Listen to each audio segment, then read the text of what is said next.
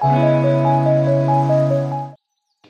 habari zenu. Karibuni tena kwenye kipindi chako pendwa cha Pika na Saumu.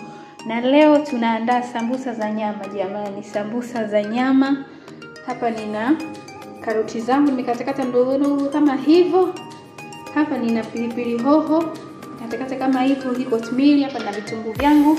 Jamani, raha ya sambusa ili ziwe tamu, make sure unaweka vitunguu vingi kama hivi. Na nyama yangu ni hii ya kawaida kabisa, nimeshaichemsha. Katika kuchemsha nimetia chumvi, kitunguu saumu na tangawizi. Kwa hiyo hapa nitatoa katika mifupa alafu nitaisaga na kile kiblender kidogo. Unaweza ukatumia nyama ya kusaga, lakini kama umekosa nyama ya kusaga unaweza ukatumia hii ukaisaga mwenyewe. Ngoja tusage. Vipenzi vyangu, nyama yangu ndio hii sasa nimeshaisaga. Umeona vizuri kabisa nimesaga. Hapa nishaweka mafuta yangu tayari, nasubiri yapate moto. Nianze kukaanga vitunguu vyangu.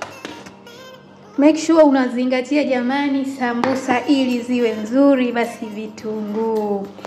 Na vitunguu unahakikisha vinakuwa vingi. Ukitia vitunguu vingi sambusa zako zinakuwa tamu na zinakuwa na taste nzuri. Ngoja tuanze kuweka vitunguu sasa.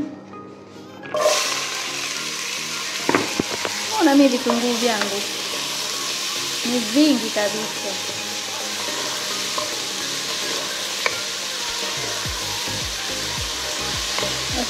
Kaange kwanza. Jamani, haukaangi sana, kisha kaanga vitunguu kama hivi. Visibadilike rangi yani vitunguu vyako. Kwa ajili utakapotia hivi vingine naendelea kuiva. Kwa hapa tunatia karoti pamoja na pilipili hoho. Ngoja tutie. Unaona sasa?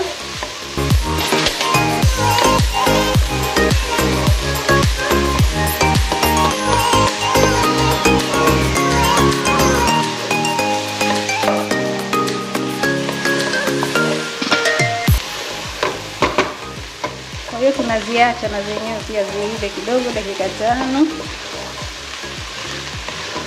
Afu tutakuja kutia hii kotimili. Mnaona sasa jamani, tumetia hii kotimili yetu. Kwa hiyo tunaiacha na yenyewe kidogo alafu tunatia nyama yetu. Kwa sababu kotimili ni laini, tutie nyama.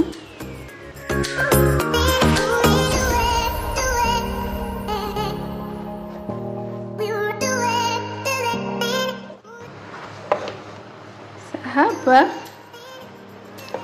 ndio muda sasa wa kutia viungo vyetu jamani. Ngoje tia viungo hapa sasa. Tunatia uzile huu wa kusaga,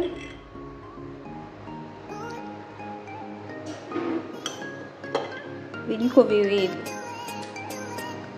na pilipili manga kijiko kimoja. Kwa ajili tutatia na hii pilipili ya kawaida na hii garam masala jamani, kiasi. Tunatia na binzari ya manjano kidogo.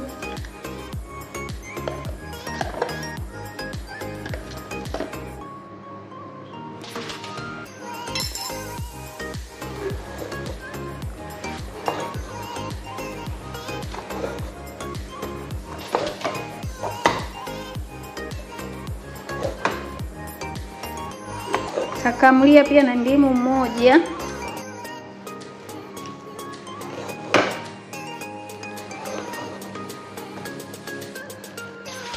Ngoja tukamulie ndimu, lakini napenda pia kutia na pilipili hii hapa kidogo. Kwa ajili ya sambusa kidogo pilipili itoke.